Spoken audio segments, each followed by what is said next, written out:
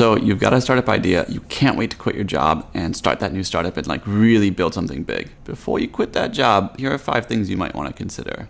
First, what's your motivation for actually wanting to do a startup? Good answers are like, I just want to build something. I've always wanted to try it and I'll regret it for the rest of my life if I don't try. I have this idea that I've been thinking about for a while and it's like persistent, it won't leave me alone. Could be that you have a problem that you want to solve yourself and you know that other people in the world have that problem. So you think if you build something for yourself, it could be a real business for other people. Or one thing that VCs often don't like, but is a perfectly fine and acceptable answer is, I just want to make a lot of money. If you look at like the world's wealthiest people ranked by age, most people that are able to make wealth at a young age are people who started tech companies or startups. And I don't mean that this is like a young person's game. What I mean is that it's something that people can do with relatively little inexperience and in a relatively short time make a lot of money. This was actually one of my main motivations for starting a startup early on. I grew up with not a lot of money and I figured startups were the best way to make myself a lot of money. And so I did it and it worked out. Now, bad answers and reasons you probably shouldn't quit your job and start a startup or do a startup at all are things like, I just don't want a boss. I'm tired of having a boss and I don't want any obligations.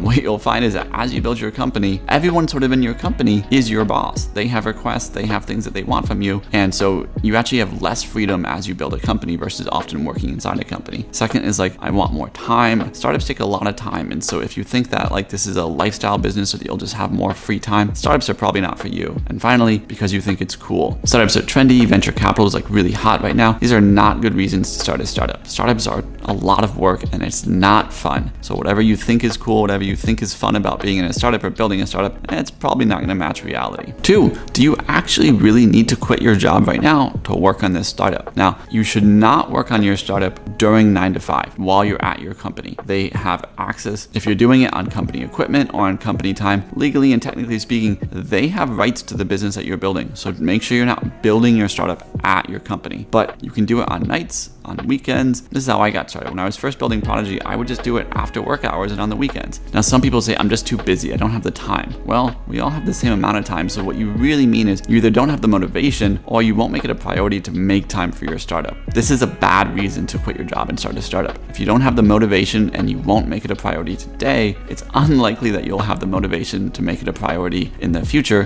when the startup feels really crappy. If you won't put the hours and the effort in today, don't quit your job and start a startup. It's only going to get harder. Third consideration, can you actually afford to quit your job? Now, when I was starting Prodigy, I had saved up about $45,000. And at the time, I had moved into a really cheap place in San Francisco. My rent was $1,600 a month. And so I knew I could keep my overall expenses to like $2,500 a month max. What that meant is if I quit my job with $45,000 lined up, I knew I had 18 months to basically make it work before I would be bankrupt and have to get a job again. And so like that was enough buffer for me to feel comfortable. I was like, if I can't make some sort of progress in 18 months, this probably isn't for me anyways. That equation changes a lot if you have children, family members, an expensive house. You could have a really high personal burn. And so that $45,000 might only last you a couple months. And that's probably not enough to like really quit your job and go all in on a startup. So if you're thinking about starting a startup, there's sort of like 2 levers. You can either save a ton of money and so that you can live off that money for a very long time, or reduce your personal burn. I think either way, it's probably a combination of 2. Try to save up as much as you can and then also reduce your personal burn, but don't save up so much that you like could live for 10 years. This is another mistake I see people make is they're hesitant to jump into the arena and actually get going on their startup. So they save and save and save and save, and they never actually start their startup. You just need enough to hold yourself over for like 12 months at most. 18 months in my case was probably a little excessive, but just get going. And frankly, like most people that ask me if they should quit their job and start a startup never even start. And that's probably what really kills their chances is like you have a 0% chance of succeeding if you never start. So my number 1 tip is like, just start, but do keep these things in mind. 4th, do you have any startup experience? Do you know what it's like to be in a startup? Do you know how startups operate? Do you know what it feels like to have the operations of a startup and to feel that energy? If no, it might be worth trying to get some sort of startup experience. And this could mean you like take a side gig outside of your job. You could just call up startups and say, hey, could I just spend time in your office? Could I hang out with you guys and sort of shadow? I hope to do my own startup one day. Could you grab coffee with the founders and like learn from them, from their day? Startups are often pretty open to like helping other founders, helping other would-be founders. And so like trying to just insert yourself into startup culture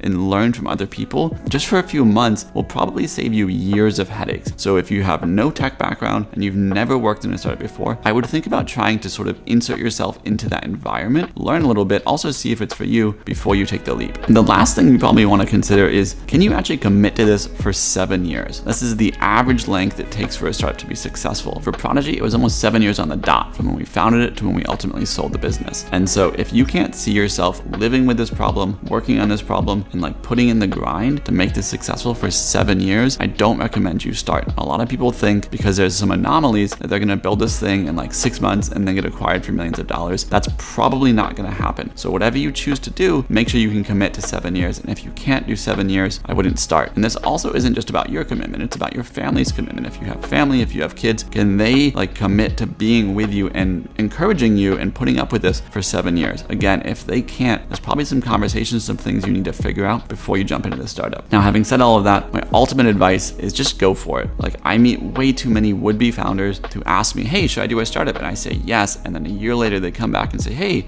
I'm thinking about doing a startup. And I'm like, well, yeah, like just do it. I talked to you a year ago and we said do it. And like, you haven't actually done anything. Most startups die because they never even get started. And the reality is the risk profile for a founder is pretty low. If you go and try to do a startup, totally fail, nothing works, that's valuable experience. And I love hiring startup founders who tried and failed and then can come work for me. It's not like a red mark on your resume to fail a startup. It means that you're ambitious, that you're a go-getter, that you tried something, you learned something along the way probably, and that makes you more valuable in the marketplace. So like worst case, you'll go try a startup, it won't work out, and you'll probably have a better job at the end of it than you started with, and you might be out a couple $1,000. But it's such a rewarding and valuable journey. So I say just go for it. Give it a try. If you have the itch, just go into it. But again, maybe consider these things. Make sure that you're set up well for your startup when you jump in. If you want to learn more about startups and how to build your startup, consider subscribing and clicking the notification bell. I make videos like this all the time, teaching everything I learned from building my startup, and hope it helps you too.